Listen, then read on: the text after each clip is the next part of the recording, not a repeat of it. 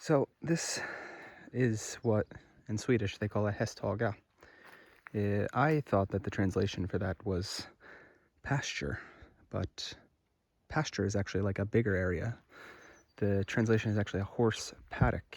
Paddock. I don't know exactly how to say that, but it sounds like more of British English. But this is one of the only horse paddocks that we have on the property that's still used today. Like I said in the previous video, there's a couple other horse paddocks that we are working on clearing out. They've become a bit overgrown. But this one goes down to the end of the road there and around that back side of our house. So this is actually sitting on the front side of our house here. In the late summertime, these are the two horses that are grazing on this field here.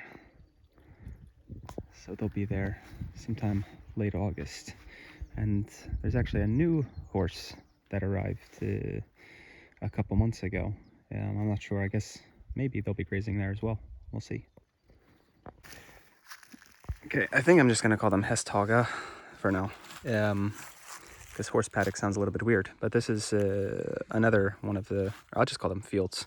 This is another one of the fields where animals can graze. And there used to be horses here a long time ago.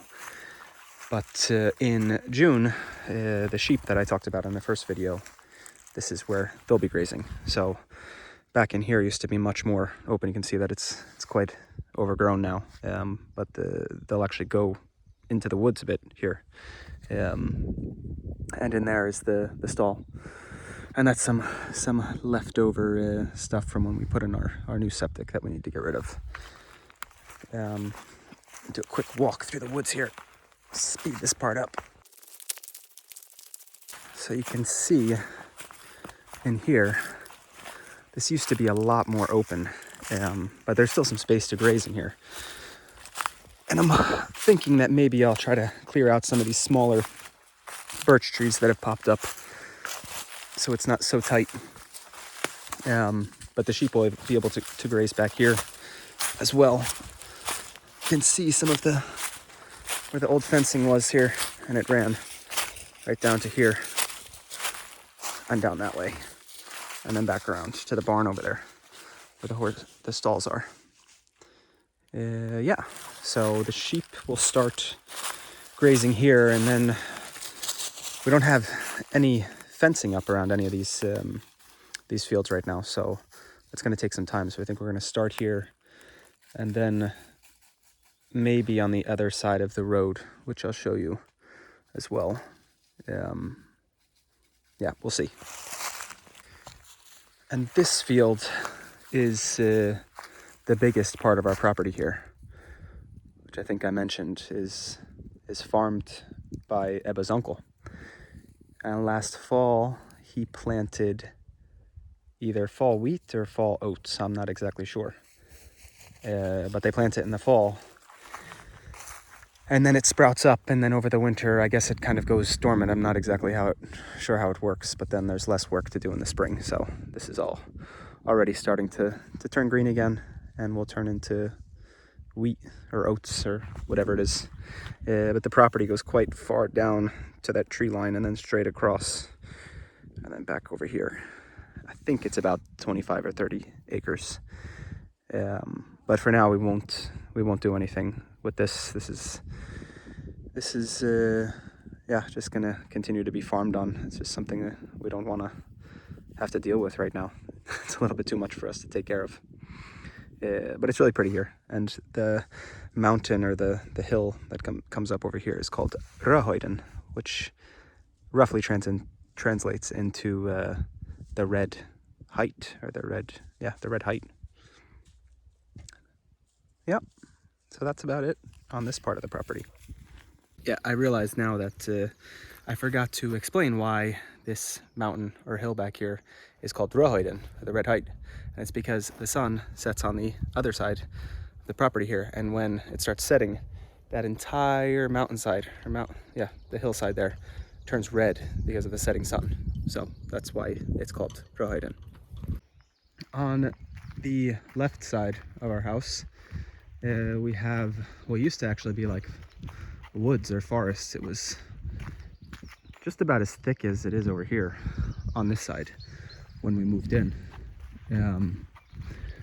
And we had a logging company come in and clear it out, but we didn't want to clear cut everything. We wanted to sort of leave it as a, like I said before, Ebba calls it a park. So we have we took down all of the spruce trees, but we've saved these trees. There's some kind of pine tree in Swedish. They're called tall. And then we have birch trees, and then another type of tree. This one here, it's called rön. I don't know what they're called. Maybe I'll add the translations in the video later. So we've tried to save some of those.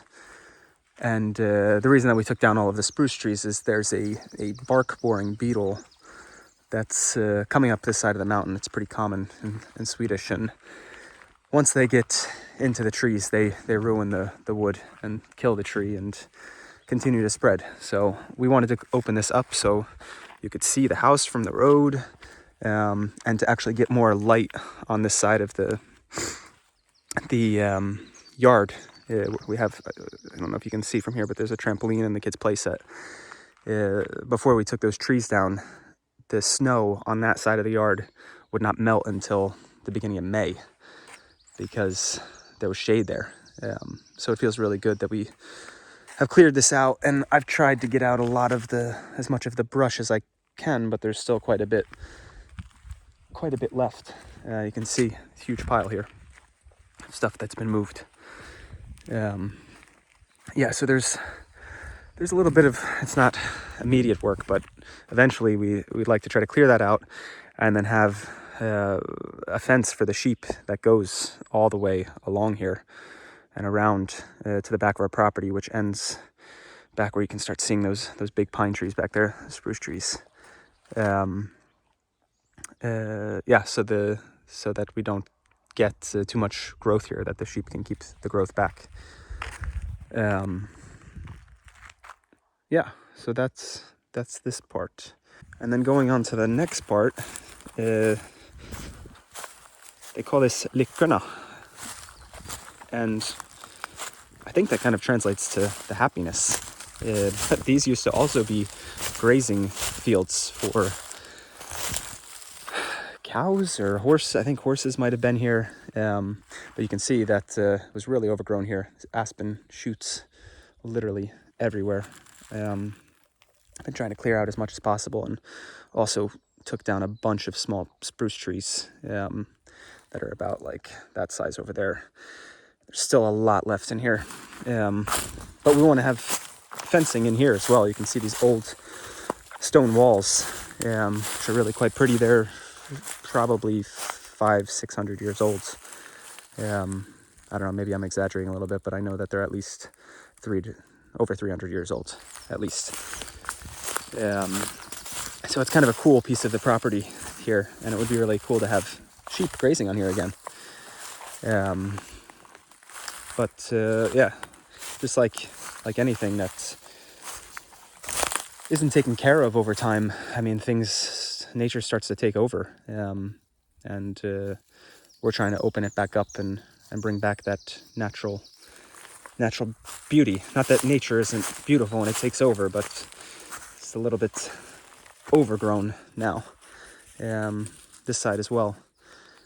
So there's a bit of work to do here, but I think it will look really nice once we get a hang on everything. So yeah, that's this part of the property, and our property line doesn't go much further down from here. So you can see I've been doing wood chips a little bit everywhere. All these, there's still a bunch of aspen shoots I need to take care of. Yeah, what was I saying? The property ends right about here where this telephone pole is. There's another stone wall that runs along the property line there. And it goes back about, I don't know, to where you can see those big pine trees back there. And then we actually own this side of the road as well. And this, if you were to walk straight through here, it goes down to the field, the big field that I showed you before. And yeah, this is the one part of the property where we own some trees, some forest. And we don't have any plans for this. It's just to let it grow. It's been somewhat taken care of. There's probably could be cleared out a little bit, but in general, it's been taken care of. So in the future, maybe when the kids are a little bit older, we'll harvest the wood on this property for some income. But for now, we're just going to let it stand.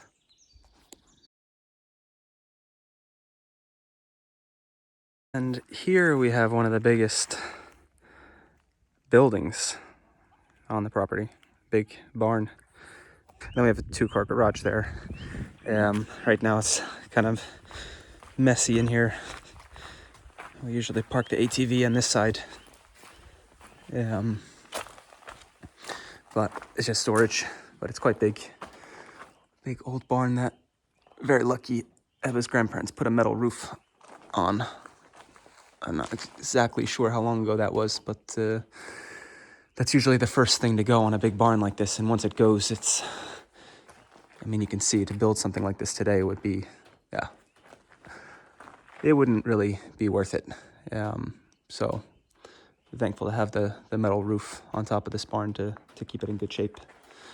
Yeah, I don't know what we're gonna really do in here other than try to clean out and organize some things and use it as storage.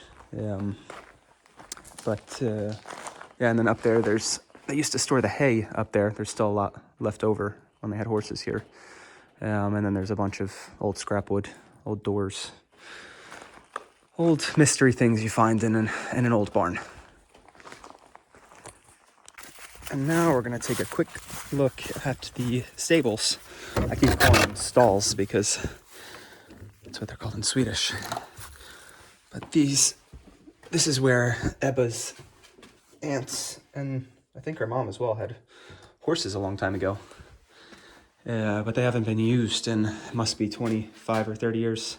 I think there was a short period where the neighbors were borrowing them. But this is where the sheep will be. I don't know if we're gonna clean out all of these, but there's a lot of old windows in here right now, and sort of turned into storage. Cabinet in here. But we have this stable here is currently empty, so I think that they'll probably start in here. We need to get some lighting back in here.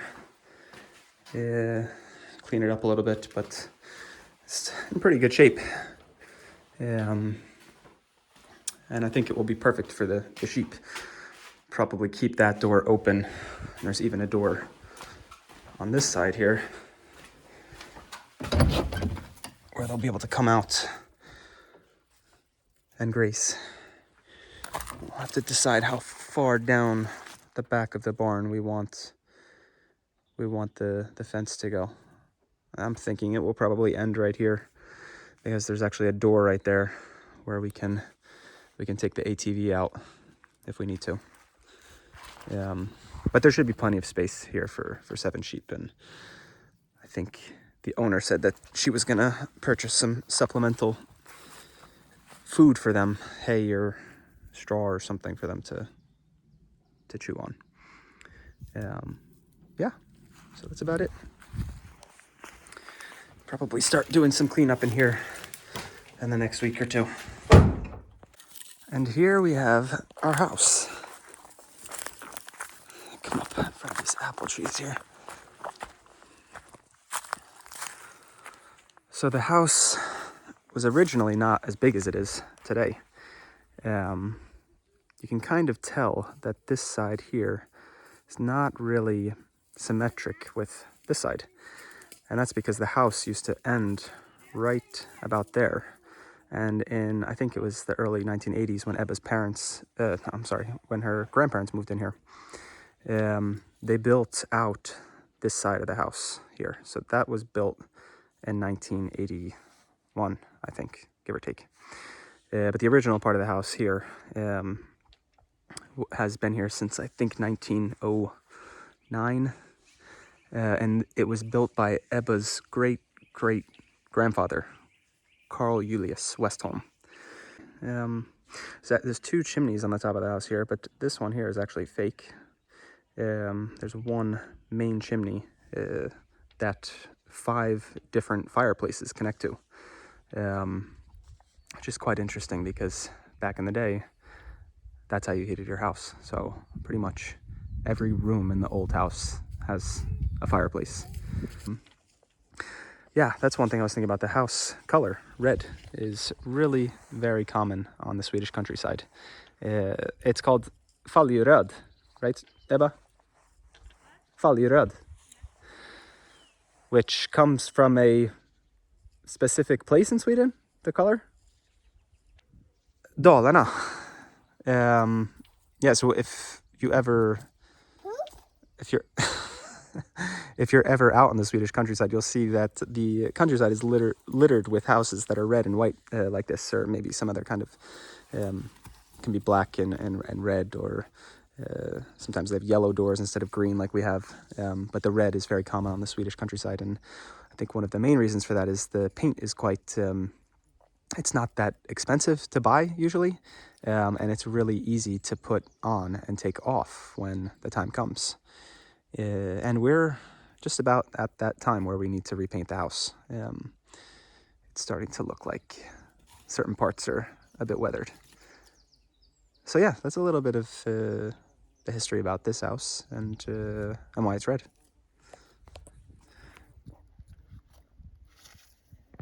There's Ebba over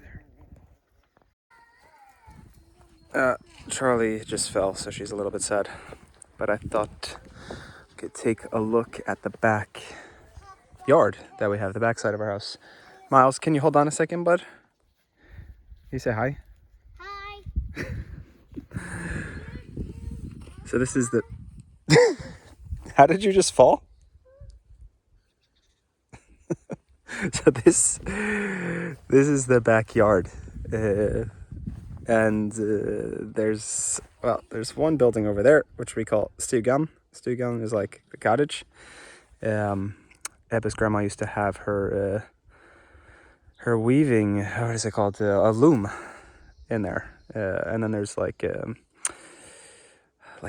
sort of a rough outside kitchen, or yeah, like a, I don't really know how to describe it, but there's a sink in there and a freezer and some cabinets, some tools, that kind of stuff. We're not really doing anything with it today. There's basically just a bunch of junk in there right now. Trying to clean it out. Might use it as a gym or maybe even an office in the future. I don't think it will ever work as a spare bedroom because there's a lot of mice in there, and it's hard to keep them out. So yeah, so that's stugan, cottage. And then here we have what we call magasinet in Swedish, which is like a shed.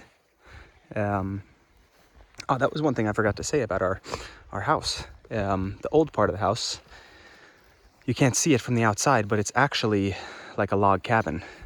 And you can see sort of what that looks like here. This is how the walls of our house are built, with big beams like this. Timmervägg, as it's called in Swedish. So yeah, I don't know if I'll ever, maybe one day we'll give it a tour of the inside of the house where you can actually see that the walls inside are built like that. But on this building you can actually see it on the outside. It needs to be painted. But there's 4 sections. Yeah, 4 sections to magasinet. So this one here is called stickerbod, which is like the carpenter's shed, I guess. This is like the Miles, hold on a second, buddy. This is called, I think it's just called magasinet. And there's actually a second story up there. It's basically just a bunch of storage right now. And we haven't been going in there because the roof that used to be on the shed used to be made from asbestos. And we found some old asbestos tiles that were left up in there. And we need to clean it out with protective equipment so we don't breathe in asbestos.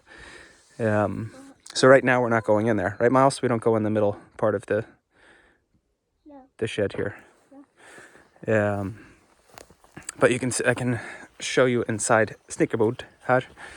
Carpenter shed. It's filled with a bunch of wood, some tools, basically storage in here. Sometimes I do mini projects, but it's pretty cool. It has a really low ceiling. You can see all the old timmervägg. This is what I was talking about with my English, right? My English gets mixed up with my Swedish. We call it Swinglish. It's like a old log cabin almost. It's cool. Old beams. So that's the snickerbod. I can open up the door here. Show you. It's a mess in here. Okay, there it goes. There we go. But right now there's just a lot of junk in here. Or it's not just junk. There's some hidden treasures in here too. But I started clearing out the upstairs and found the asbestos, so everything just ended up staying here because I didn't have the right protective equipment to wear. But one day I think we might actually move the carpenter shed in here, and we talked about maybe building a sauna in the carpenter shed, but not 100% sure on that yet. And then we have the woodshed, Vedboden, which is just a mess as well right now. A lot of old wood in here and cardboard. But this is where you would store all of your wood for the winter. Yeah, I'd like to. A lot of the wood that's in here now is really old and dried out. It doesn't have much left to give in it. So one of these days we're going to clean it out and start fresh. Started getting some birch stacked up in here from last year. It's a little bit spread all over the place. I have a bunch of logs stacked there too. Needs to be split. But yeah, haven't really gotten to it yet. And back in here, there's another room back in there as well, which is filled with some old stuff. We actually have talked about having a chicken coop. Here's the old outhouse. Should we show the old outhouse here? So you can see also filled with a lot of junk in here. But these used to be the old, where they went to the bathroom. Uh-oh, sorry. Yep. I accidentally dropped the lid of the outhouse toilet on Miles' finger, so he got sad. So, yeah, he's fine. But anyhow, that's the old outhouse. And here we have talked about actually having a chicken coop built out on the side of this here. A place in here for them to roost, but I need to clean it out. It's filled with stuff now. I feel like there's a lot more stuff in here than there was before. I'm not exactly sure where all this came from. I've cleaned this out before.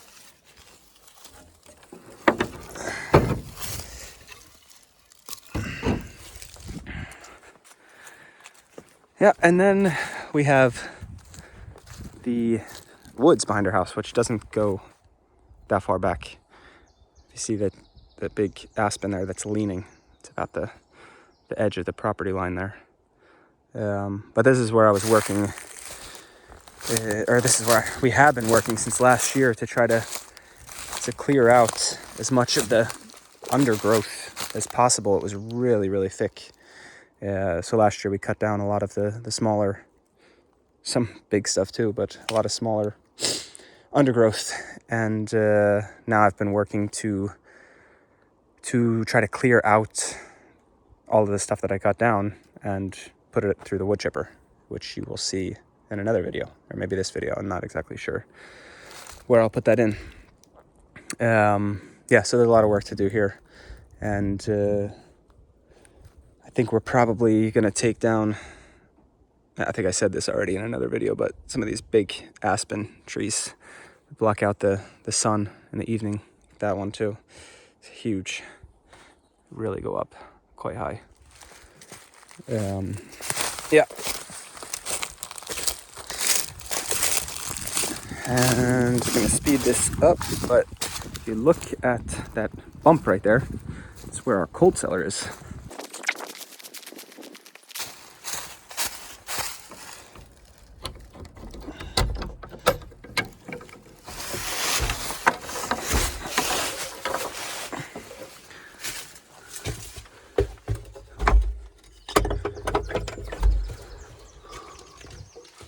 This is the old cold cellar or root cellar.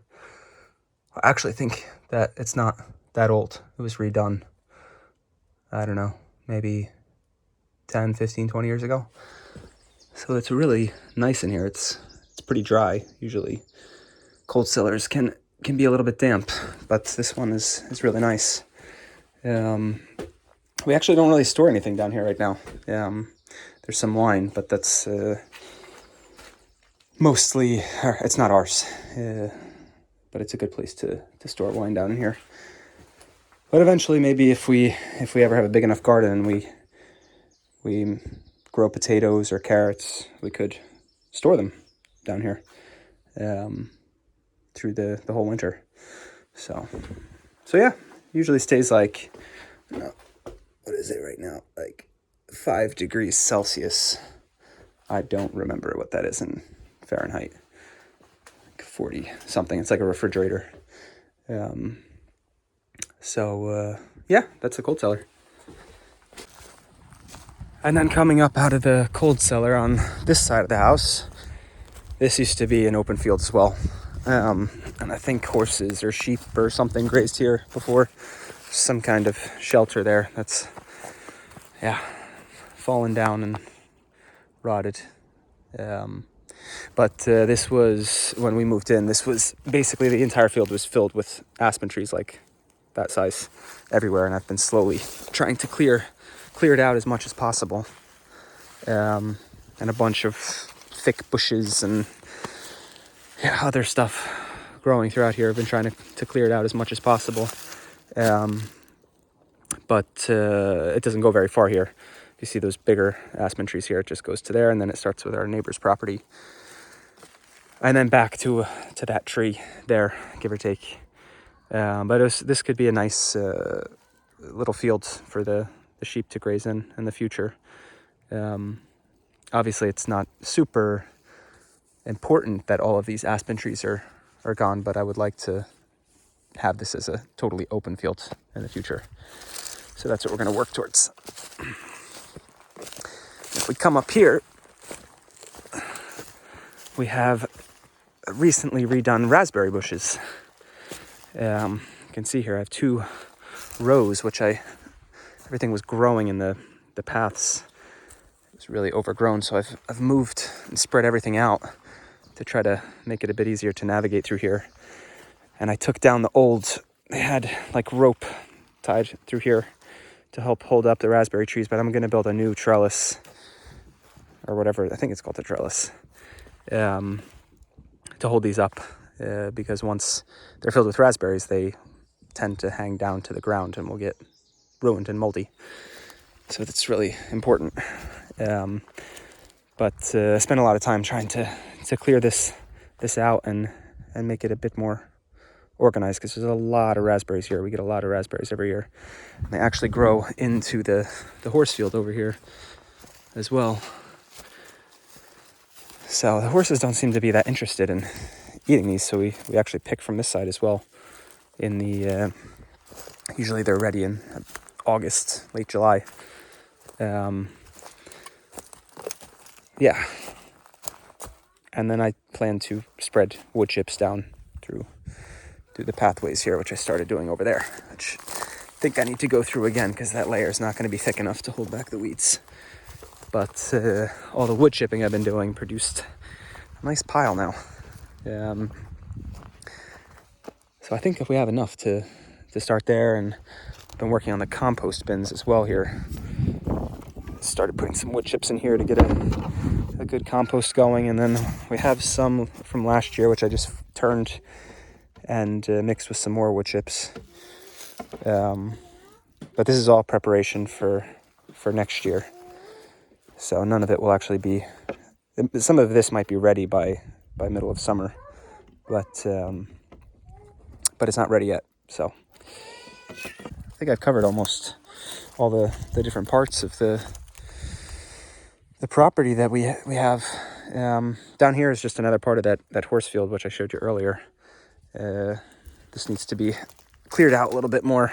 A lot of raspberry bushes growing in here. I had an old apple tree fall down, which I need to get rid of. Yeah, try to clear out some of this growth so the horses can come up in here again. Yeah, but that's about it. There'll be more videos, maybe to